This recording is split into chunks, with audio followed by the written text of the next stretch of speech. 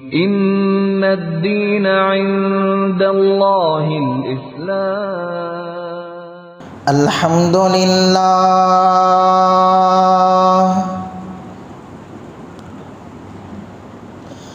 الحمدللہ الذی ابدع الافلاک والارضین، والصلاة والسلام علی من کان نبیا، وآدم بین الماء والتین، وعلى آلہ وأصحابہ اجمعین، اما بعد، فأعوذ باللہ من الشیطان الرجیم، بسم اللہ الرحمن الرحیم۔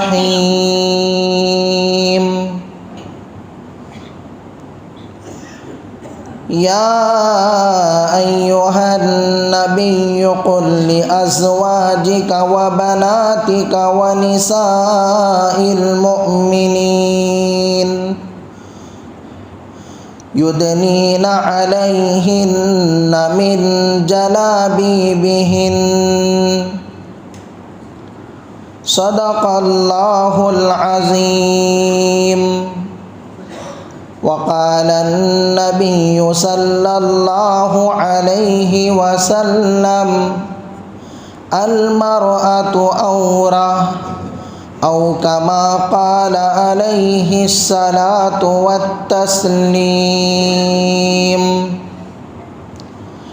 اللہم صلی علی سیدنا مولانا محمد فی اول و اوسط و آخر کلامنا، رب اشرح لی صدری ویسر لی امری، واحلل عقدۃ من لسانی یفقہ قولی۔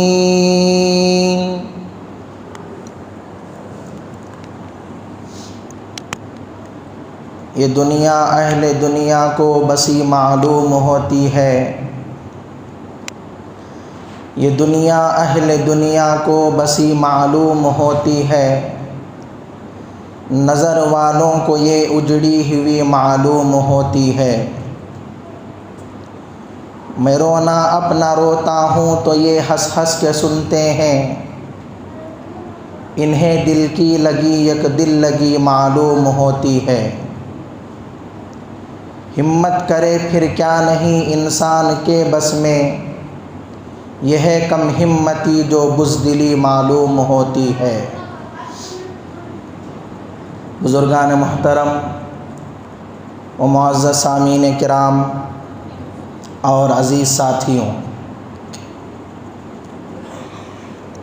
کئی جمعہ سے مسلسل پردے اور حجاب کے سلسلے میں اور حالات حاضرہ کے متعلق آپ حضرات کے سامنے بات ہو رہی ہے، اور میں بارہا کہہ چکا ہوں کہ جمعہ کا بیان ٹائم پاس کے لیے نہیں ہوتا، جمعہ کا بیان کانوں کی لذت کے لیے، کانوں کے لطف کے لیے نہیں ہوتا، جمعہ کا بیان رسم ادا کرنے کے لیے نہیں ہوتا، بلکہ جمعہ کا بیان ایک انقلاب برپا کرنے کے لیے ہوتا ہے۔ جمعہ کا بیان زندگیوں میں تبدیلی لانے کے لیے ہوتا ہے، جمعہ کا بیان حالات کو بدلنے کے لیے ہوتا ہے، جمعہ کا بیان ایک ہفتے کا لائحہ عمل اور ایک ہفتے کا نظام ہوتا ہے کہ ہمیں کیا کرنا ہے اور کیا نہیں کرنا۔ تو اس لیے رسمیت کے قول سے ہمیں نکلنا ہے، رسمی چیزوں سے ہمیں باہر نکلنا ہے، رسمی چیزوں سے ہمیں دور ہونا ہے۔ اب تک ہماری زندگیاں رسمیت پر گزر رہی ہیں، ایسا ہی سرسری طور پر گزر رہی ہیں۔ اب یہ سرسری زندگی گزارنے کا دور نہیں ہے، یہ رسمیت پر چلنے کا دور نہیں ہے، بلکہ کچھ کرنے کا دور ہے، کچھ کر دکھانے کا دور ہے، آگے بڑھنے کا دور ہے، انقلاب برپا کرنے کا دور ہے، اور یہ چھٹائی کا دور ہے کہ کون بہادر ہے، کون ڈرپوک ہے، اس دور میں معلوم ہو جاتا ہے۔ کون مومن ہے، کون منافق ہے، اس دور میں معلوم ہو جاتا ہے۔ کون حق پرست ہے اور کون باطل پرست ہے، اس دور میں معلوم ہو جاتا ہے۔ کون توحید کا مت والا ہے اور کون شرک کرنے والا، بت پرستی کرنے والا ہے، اس میں معلوم ہو جاتا ہے۔ اس لیے اس دور میں ہمیں حق پرستوں کا ساتھ دینا ہے، حق والوں کے ساتھ کھڑا ہونا ہے، حق والوں کی تائید اور تاکید کرنا ہے۔ دو چیزیں ہیں۔ پہلی چیز کیا ہے؟ ہم خود بڑھ چڑھ کر حق کے کاموں میں حصہ لیں، حق والوں کا ساتھ دیں۔ اگر نہیں دے سکتے تو خاموش رہیں، خواہ تنقید نہ کریں، تردید نہ کریں۔ ہم کسی کو فائدہ نہیں پہنچا سکتے تو ہمیں کسی کو نقصان بھی نہیں پہنچانا ہے۔ افضل تو یہ ہے کہ امت کو، قوم کو، مذہب کو فائدہ پہنچایا جائے۔ اگر فائدہ نہیں پہنچا سکتے تو خاموش رہا جائے، نقصان نہ پہنچایا جائے، ان کی تنقید اور تردید نہ کی جائے۔ تو کئی جمعہ سے مسلسل پردے اور حجاب کے سلسلے میں بات ہو رہی ہے، اور میں نے ہر جمعہ یہ بات کہی ہے، پردے کا عنوان اس لیے چنا جا رہا ہے، پردے کے عنوان پر اس لیے بولا جا رہا ہے کہ پردے کی اہمیت، حجاب کی اہمیت ہمارے دلوں میں رچ بس جائے، اور جب وقت آ جائے کھلم کھلا حجاب کو اتارنے کی بات کرنے کا، پردے کو پھینکنے کا، تو ہماری مائیں اور بہنیں ڈنکے کی چوٹ پر کہیں کہ تم کچھ بھی کر لو، ہم پردہ نہیں اتاریں گی، ہم حجاب نہیں اتاریں گی، ہم برقع نہیں اتاریں گی، اور ان کا ساتھ ہم مردوں کو دینا ہے، ان کا تعاون ہم مردوں کو کرنا ہے۔ گزشتہ جمعہ میں نے کہا تھا کہ قرآن پاک کے 30 پاروں میں اللہ تبارک و تعالی نے مختلف مقامات پر، مختلف جگہوں میں، مختلف انداز سے 7 آیتوں میں پردے کا حکم دیا ہے۔ کتنی آیتوں میں؟ 7 آیتوں میں پردے کا حکم دیا ہے، اور احادیث کے ذخیرے میں 70 سے زیادہ حدیثوں میں اللہ کے نبی علیہ السلام نے پردے کا حکم دیا ہے۔ یہ بات ہمارے مذہب کی، ہمارے دھرم کی، ہمارے شریعت کی ہے، ہمارے نبی کے دنیا میں تشریف لانے کے بعد کی ہے۔ اگر ہم روز اول سے دیکھیں، حضرت آدم علی نبینا علیہ السلام اور حضرت حوا سے دیکھیں تو ہمیں معلوم ہوتا ہے کہ پردے اور حجاب کا حکم حضرت آدم اور حضرت حوا ہی سے چلا آ رہا ہے۔ یہ کوئی آج کل کی نئی ایجاد نہیں ہے، یہ کوئی آج کل کی نئی بات نہیں ہے، بلکہ حضرت آدم و حوا جب جنت میں تھے اسی وقت اللہ تبارک و تعالی نے ان کو ایک مکمل لباس پہنایا تھا۔ اور آپ حضرات کو واقعہ معلوم ہے، جب شیطان نے کچھ بہلا پھسلا کر وہ پھل کھلا دیا تو دونوں کے لباس اتر گئے، دونوں کے کپڑے اتر گئے، اور وہ دونوں اپنی شرمگاہوں کو چھپانے لگے، اپنے جسم کو ڈھانکنے لگے، تو اس سے کیا معلوم ہوا کہ پردہ وہ دنیا سے نہیں آیا ہے بلکہ جنت ہی سے آیا ہے۔ پردے کا تحفہ، پردے کا گفٹ ہمیں آخرت سے، جنت سے ملا ہے، اور دنیا کے سب سے پہلے انسان، دنیا کی سب سے پہلی عورت حضرت آدم و حوا سے ہمیں یہ تحفہ ملا ہے، پردے کا، حجاب کا، شرم و حیا کا، اپنی عزت و عصمت کی حفاظت کا۔ تو معلوم کیا ہوا کہ حضرت آدم و حوا ہی سے پردہ چلا آ رہا ہے، شرم و حیا چلی آ رہی ہے۔ اور اس کے علاوہ کسی جمعہ میں نے کہا تھا کہ ہر دھرم کے اندر، ہر مذہب کے اندر بھی پردے کا حکم ہے، شرم و حیا کا حکم ہے۔ مشہور جو دھرم ہیں، ہندو دھرم ہے، عیسائی دھرم ہے، یہودی دھرم ہے، ان دھرموں کے اندر تو باقاعدہ جو ان کی کتابیں ہیں، ان کتابوں کے اندر پردے کا حکم دیا گیا ہے۔ اور میں نے عبارتیں پڑھ کر سنائی تھیں، ہندو دھرم کی ایک معتبر کتاب رگ وید کی عبارت میں نے پڑھ کر سنائی کہ اس میں کہا گیا ہے ایسا لباس پہنو کہ تمہارا پورا جسم ڈھک جائے، تمہارا پورا جسم چھپ جائے۔ عیسائیوں کے بارے میں نے کہا کہ آج بھی ان کے یہاں جو مذہبی عورتیں ہوتی ہیں وہ مکمل لباس میں ملبوس ہوتی ہیں۔ چرچوں کے اندر جو ننز ہوتی ہیں، جو پادریاں ہوتی ہیں، جو راہبہ ہوتی ہے، آج کے اس نازک اور پرفتن دور میں بھی وہ کیسے لباس میں ہوتی ہے؟ آپ جا کر دیکھیں، مکمل پورا جسم ان کا چھپا رہتا ہے، ان کے سر پر دوپٹہ رہتا ہے، برقع نما ان کا وہ لباس ہوتا ہے۔ آج بھی یہودیوں کی کتاب کی عبارت میں نے پڑھ کر سنائی تھی کہ اسرائیلی عورتوں کو بے پردہ باہر جانا جائز نہیں ہے، کھلے بال باہر جانا جائز نہیں ہے۔ ہندو دھرم کے اندر سال ہا سال تک گھونگھٹ کے نام پر پردہ کیا جا رہا تھا۔ ماروڑیوں کے اندر آج بھی پردے کا رواج ہے۔ راجستھان کا آپ دورہ کریں، راجستھان کے محلے محلے میں اور پنجاب کے کئی علاقوں میں آپ کو گھونگھٹ کے نام پر پردہ نظر آئے گا۔ وہ عورتیں اپنے چہرے کو، اپنے جسم کو، اپنے سینے کو چھپاتی ہوئی نظر آئیں گی۔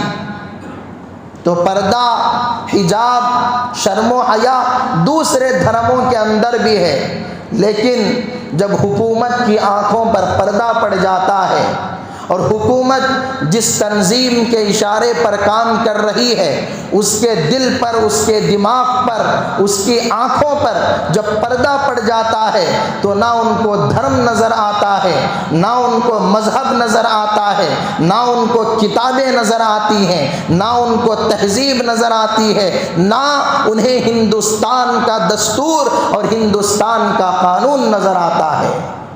کوئی چیز ان کو نظر نہیں آتی، نہ ان کو شرم نظر آتی ہے، نہ ان کو حیا نظر آتی ہے، نہ ان کو تہذیب نظر آتی ہے، نہ ان کو قرآن نظر آتا ہے، نہ ان کے وید ان کو نظر آتے ہیں، نہ ان کا مہا بھارت ان کو نظر آتا ہے، نہ عیسائیوں کا بائبل انہیں نظر آتا ہے، نہ اسرائیلی صحیفے انہیں نظر آتے ہیں، کچھ نظر نہیں آتا۔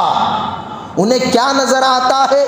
انہیں کرسی نظر آتی ہے، انہیں عہدہ نظر آتا ہے، انہیں الیکشن نظر آتا ہے، انہیں ووٹ نظر آتا ہے، ان کو ہندو مسلم فساد نظر آتا ہے، ان کو ہندو مسلم جھگڑے نظر آتے ہیں، ان کو اپنا مشن جو مشن 13 کے نام سے انہوں نے شروع کیا ہے وہ نظر آتا ہے، ان کو 2024 نظر آتا ہے۔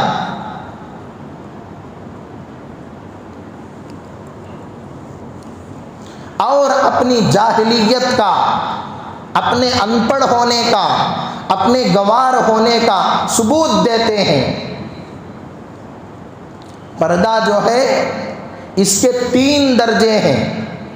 حضرت پیر ذوالفقار احمد صاحب نقشبندی مجددی دامت برکاتہم نے اپنی کتاب میں لکھا ہے، اور اسی طرح مفتی اعظم حضرت مولانا مفتی شفیع عثمانی صاحب رحمۃ اللہ علیہ نے اپنی مایہ ناز کتاب معارف القرآن کے اندر بھی اسے لکھا ہے کہ پردے کے 3 درجے ہیں۔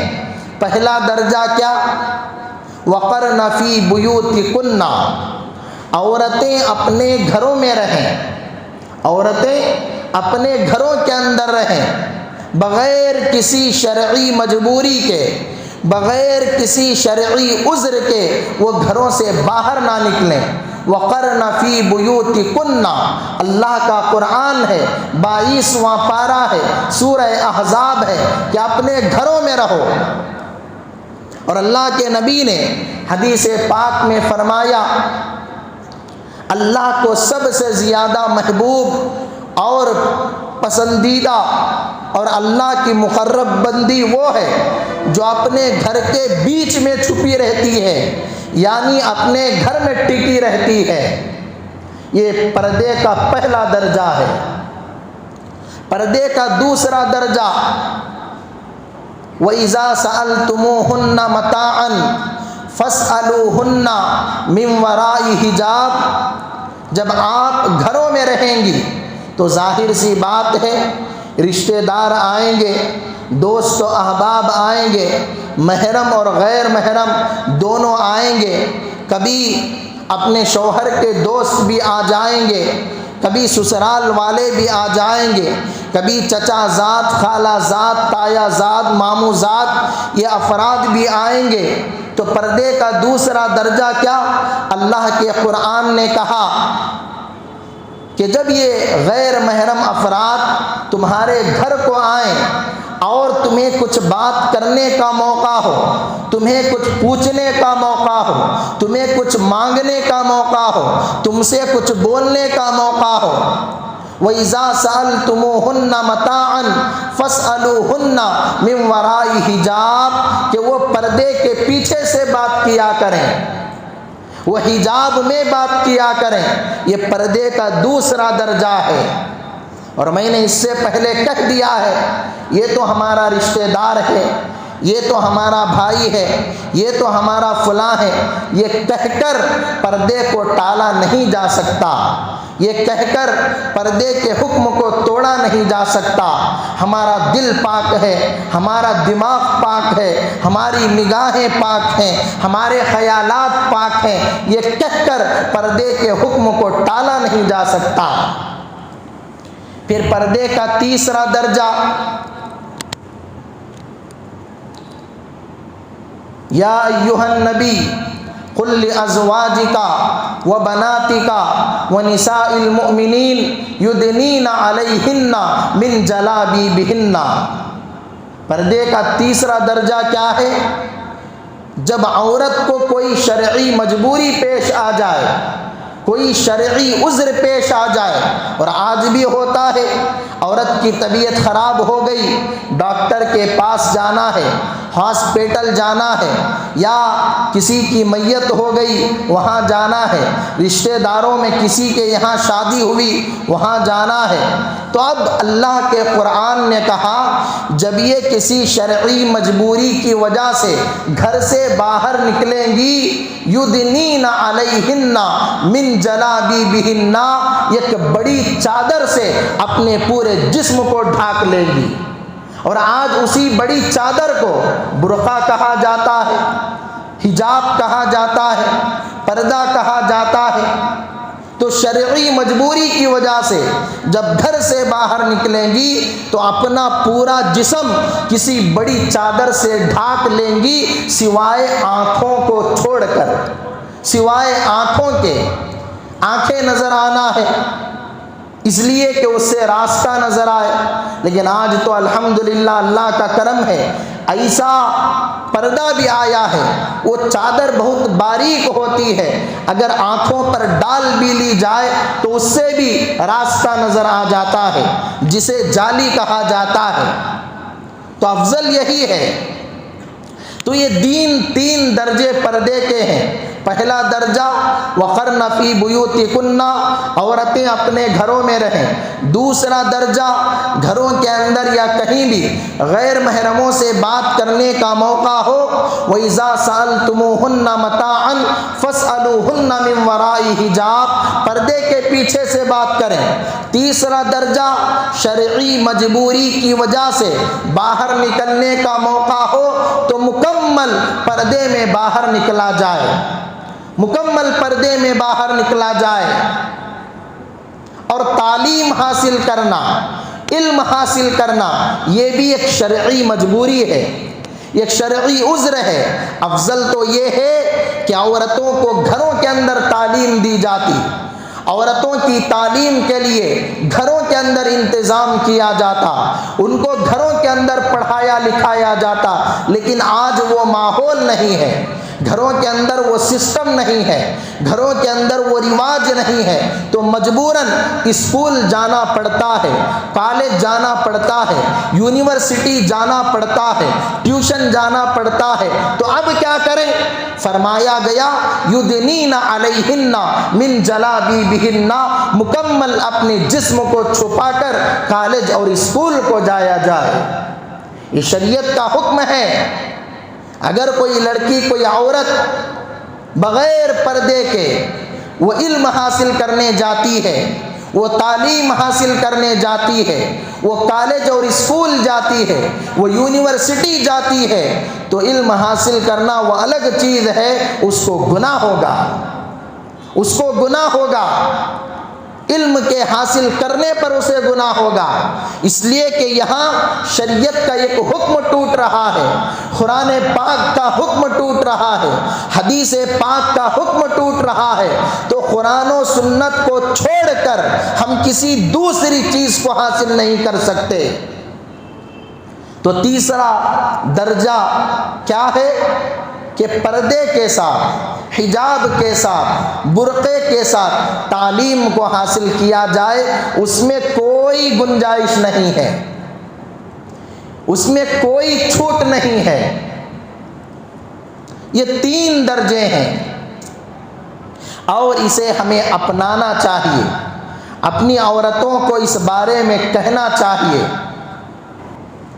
پانی سے یاد آیا، کسی صاحب نے کہا کہ پانی پیلے پیلے کو انہوں چیخا مارتے رہتی ہیں۔ اس کے اندر 2 چیزیں ہیں۔ پہلی چیز پانی پینا، پانی تو میں ان کے باپ کا نہیں پی رہا ہوں، اللہ کے گھر کا پی رہا ہوں۔ اور دوسری چیز چیخیں مارنا، زور سے بولنا، یہ میرا انداز نہیں ہے، یہ ہمارے اکابر کا انداز ہے، یہ ہمارے بزرگوں کا انداز ہے، یہ صحابہ کا انداز ہے، یہ اللہ کے نبی کا انداز ہے۔ حدیث پاک کے اندر آتا ہے، وہ بھی بخاری شریف میں، اللہ کے نبی صلی اللہ علیہ وسلم بیان کیسے کرتے تھے؟ کأنہ منذر جیش، اللہ کے نبی جب بیان کرتے آپ کا چہرہ سرخ ہوتا تھا، آپ کی آواز بلند ہوتی تھی، زوردار ہوتی تھی، اور آپ ایسے نظر آتے تھے جیسے کوئی سپہ سالار کسی لشکر کو ڈرا رہا ہو، کسی لشکر کو آگاہ کر رہا ہو۔ اب سپہ سالار لشکر کو ڈرانے والا، فوج کو ڈرانے والا کیسے بیان کرتا ہے؟ بھائیوں، بزرگوں، دوستوں، سو جاؤ، ایسا بیان کرتا ہے۔ بھائیوں، بزرگوں، دوستوں، ابھی آپ کے سامنے دشمن آئے گا، حملہ کرے گا، آپ مطمئن رہیں، آپ کچھ ایسا بیان کرتا ہے، وہ شوق دلاتا ہے، وہ جذبہ دلاتا ہے، وہ غیرت دلاتا ہے، وہ بہادری دلاتا ہے، وہ جرأت مندی دلاتا ہے۔ ہوشیار، خبردار، دشمن اگر آئے گا تمہیں پیٹ پھیر کر جانا نہیں ہے، تمہیں منہ موڑ کر جانا نہیں ہے، تمہیں بزدلی نہیں دکھانا ہے، تمہیں نامردی نہیں دکھانا ہے، تمہیں ڈٹ کر اس کا مقابلہ کرنا ہے۔ اپنی بہادری کے، اپنی جوامردی کے، اپنی غیرت کے جوہر دکھانا ہے، اپنی تلوار کا، اپنی ہتھیار کا تمہیں فن دکھانا ہے، وہ ایسا بیان کرتا ہے، وہ سونے سلانے والا بیان نہیں کرتا۔ تو اللہ کے نبی زوردار بیان کرتے تھے، اور ایسا بیان کرتے تھے صحابہ کو کبھی نیند نہیں آتی تھی، صحابہ کو اونگ نہیں آتی تھی۔ تو زوردار بیان کرنا، جوشیلا بیان کرنا، یہ اللہ کے نبی سے ہم نے لیا ہے، حضرات صحابہ سے ہم نے لیا ہے، حضرات اکابر سے ہم نے لیا ہے۔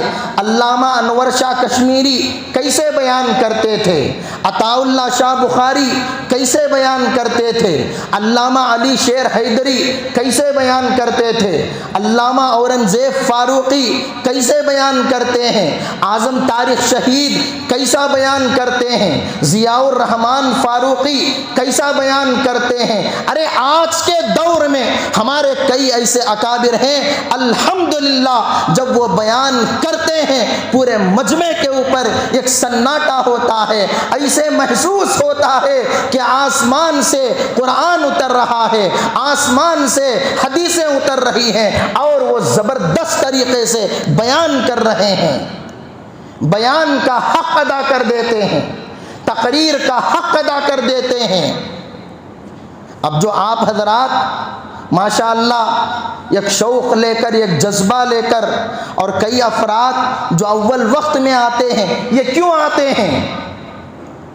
ایک جذبے والا بیان، ایک شوق شہادت والا بیان آپ کے سامنے ہوتا ہے تو آپ اس لیے آتے ہیں۔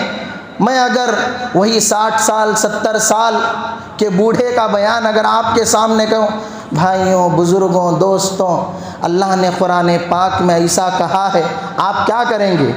دوسرے جمعہ ہی دوسری مسجد کو جائیں گے۔ تو ہر ایک کا ایک انداز ہوتا ہے، اس کا ایک جذبہ ہوتا ہے، اس کی ہمیں قدر کرنی چاہیے۔ اللہ کا کرم ہے، اللہ نے ہمیں یہ چیز دی ہے، اور اب سے نہیں، پڑھنے کے زمانے سے اللہ نے ہمیں یہ چیز دی ہے۔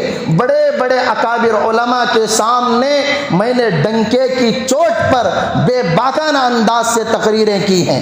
دارالعلوم دیوبند کے بڑے بڑے اساتذہ کے سامنے، بڑے بڑے علماء کے سامنے میں نے دلیرانہ انداز میں تقریریں کی ہیں، اور سب نے مجھے دعائیں دی ہیں، اور ایسی دعائیں دی ہیں، مجھے ان دعاؤں کے بعد کسی اور کی دعا کی ضرورت نہیں پڑتی۔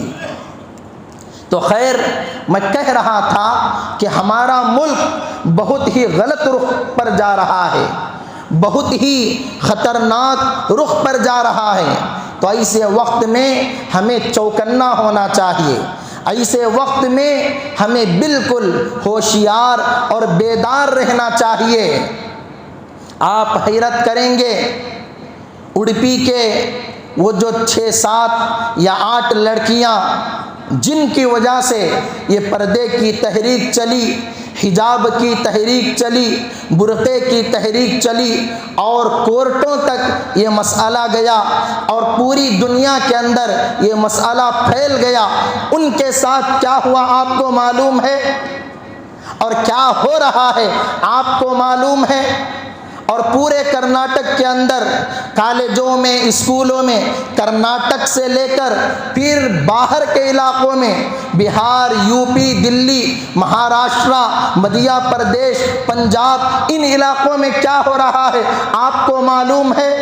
شیموگا میں کیا ہو رہا ہے آپ کو معلوم ہے؟ وہ جو 6 7 لڑکیاں اڈپی کے اندر حجاب کی خاطر اپنی کلاسوں کو انہوں نے ترک کیا، اپنی تعلیم کو انہوں نے ترک کیا، موجودہ حکومت کی غداری دیکھو، موجودہ حکومت کی نفرت دیکھو۔ ان لوگوں نے کیا کیا؟ ان 6 7 بچیوں کا ڈیٹیل، ان لوگوں کا پورا کیا کہتے ہیں، ان کا بایو ڈیٹا اور ان کے فون نمبرات، ان کے واٹس ایپ نمبرات، ان کے گھر کے ایڈریس سب لیک کر دیے، ان کی تصویریں لیک کر دی ہیں۔ اور ان کے فون نمبرات گنڈوں کو دے دیے ہیں، موالیوں کو دے دیے ہیں۔ ہر کوئی ان کے فون پر فون کر رہا ہے، ان کو دھمکیاں دے رہا ہے، ان کو برا بھلا کہہ رہا ہے، ان کو اپنے جال میں پھانسنے کی کوشش کر رہا ہے۔ اور ایک لڑکی شفا نام کی، جس نے کورٹ کے اندر عرضی داخل کی تھی، اس کے باپ کی ہوٹل پر اڑپی میں حملہ کیا گیا۔ ارے اس کے باپ کا کیا قصور تھا؟ اور اس کے بھائی کو بہیمانہ مارا گیا اور اس کے قتل کی کوشش کی گئی۔ یہ اڑپی کا واقعہ آپ کو سنا رہا ہوں۔ لڑکی کا فون نمبر، لڑکی کا گھر کا ایڈریس کسی اور نے نہیں، کالج والوں نے لیک کی ہے۔ کالج کے اندر ہماری بچی کا، ہماری لڑکی کا پورا ڈیٹیل ہوتا ہے، تو وہاں سے نمبروں کو شیئر کیا گیا، ان کے ناموں کو شیئر کیا گیا، ان کے ایڈریس کو شیئر کیا گیا۔ بہار کے ایک علاقے میں بیگو سرائے ایک ضلع آتا ہے، وہاں ایک باحجاب خاتون برقع پہن کر، حجاب پہن کر بینک میں پیسے لانے کے لیے گئی۔ اسکول اور کالج نہیں گئی تھی، یونیورسٹی نہیں گئی تھی، بینک کو اپنے پیسے لانے کے لیے گئی تھی۔ بینک کے دروازے پر اسے روک دیا گیا، اگر اندر آنا ہے تو برقع اور حجاب اتار کر آنا ہوگا، برقع اور حجاب اتار کر آنا ہوگا۔ برقعے کے ساتھ، حجاب کے ساتھ تم بینک میں داخل نہیں ہو سکتی۔ دیکھو نفرت کہاں تک پہنچ رہی ہے۔ شیموگا میں کیا ہو رہا ہے آپ حضرات کو بھی معلوم ہے کہ سیاسی لوگوں نے اپنے سیاسی مفاد کے لیے، اپنی سیاست کو چمکانے کے لیے ہرشا کا قتل کر دیا، ہندو مسلم فساد کو بھڑکا دیا، اور ایک رات کے اندر بجرنگ دل کے گنڈے مسلمانوں کے محلے میں جاتے ہیں، وہاں کی گاڑیوں کو جلاتے ہیں، وہاں کی ٹو ویلروں کو جلاتے ہیں، وہاں ایک آٹو کو جلاتے ہیں، وہاں ایک کار کو جلاتے ہیں۔ مجھے بتائیے یہ قدم آگے بڑھ کر کیا وہ گھروں کو نہیں جلا سکتے تھے؟ وہ جھوپڑیوں کو نہیں جلا سکتے تھے؟ وہ گھروں میں رہنے والوں کو نہیں جلا سکتے تھے؟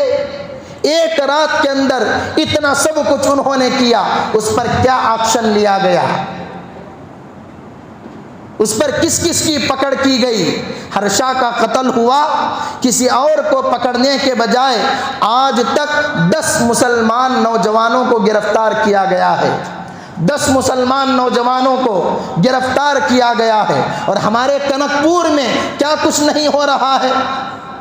ہم مطمئن بیٹھے ہیں، یہیں رورل کالج ہے قریب میں، وہاں کے ہمارے سامنے اسٹوڈنٹ بھی موجود ہیں، وہاں کے طلبہ بھی یہاں جمعہ میں آتے ہیں۔ کئی دنوں سے پردے کو لے کر، حجاب کو لے کر، برقعے کو لے کر وہاں ٹارچر کیا جا رہا ہے۔ شروع میں وہاں کے پرنسپل نے کہا، پرنسپل نے بات اٹھائی اور اس کا منہ بند کیا گیا، تو وہاں کے پڑھانے والوں نے بچوں کو ٹارچر کیا اور عجیب و غریب باتیں وہ بچوں سے کہنے لگے۔ یہ ساری چیزیں تمہیں 1947 میں کر لینا تھا، تمہیں دوسرا ملک دے دیا گیا ہے، تمہیں وہاں چلے جانا چاہیے تھا، یہاں رہنے کی تمہیں کیا ضرورت؟ یہاں اگر رہنا ہے تو ہمارے ملک کے قانون کے مطابق تمہیں رہنا ہوگا۔ یہ کنک پورہ کی کالج کی بات میں بتا رہا ہوں۔ اور چند دن پہلے اسی کنک پورہ شہر کے ایک اردو اسکول کو جلایا گیا، آگ کے حوالے کیا گیا۔ اس سے پہلے 2 مرتبہ اس اردو اسکول کو جلایا گیا، یہ تیسری مرتبہ اس اردو اسکول کو جلایا گیا۔ اس پر کون سا ایکشن لیا گیا؟ اس پر کن کن لوگوں کو گرفتار کیا گیا؟ اس پر کن لوگوں کو پکڑا گیا؟ آج چھوٹی اردو اسکول انہوں نے جلائی، کل بڑی اسکول جلائیں گے، پھر آگے چل کر مسجدوں کو جلائیں گے، پھر آگے چل کر مدرسوں کو جلائیں گے، پھر آگے چل کر مسلمانوں کے گھروں اور مسلمانوں کے محلوں کو جلائیں گے۔ آپ کیا کریں گے؟ آپ کے پاس کون سی طاقت ہے؟ کیا آپ کے پاس جسمانی طاقت ہے؟ کیا آپ کے پاس روحانی طاقت ہے؟ کیا ہے ہمارے پاس؟ کچھ نہیں ہے۔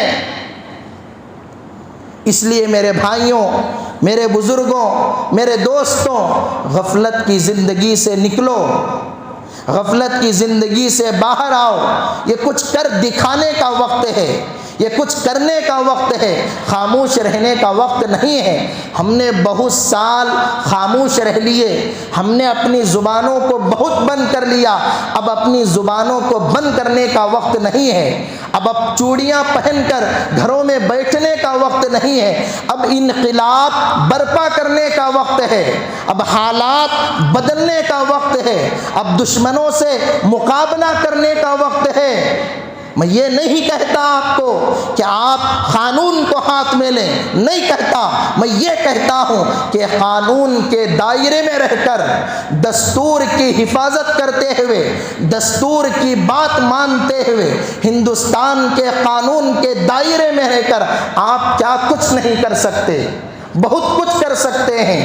تو اس لیے غفلت کی زندگی سے نکلیے، اور ہماری جو معتبر تنظیمیں ہیں، جمعیت علماء ہے، PFI ہے، اور دیگر ہماری مسلمان تنظیمیں ہیں، ان تنظیموں کے ساتھ جڑ کر بڑوں کے مشورے سے ہمیں کچھ کام کرنا ہے، اور ساتھ میں پن وقتہ نمازوں کی پابندی، قرآن و حدیث کے احکامات کی پابندی، اور اللہ سے ہمیں دعائیں کرنی ہیں۔ سارے حضرات کریں گے؟ اللہ ہمیں عمل کی توفیق نصیب فرمائے۔ اللہم صل علی سیدنا محمد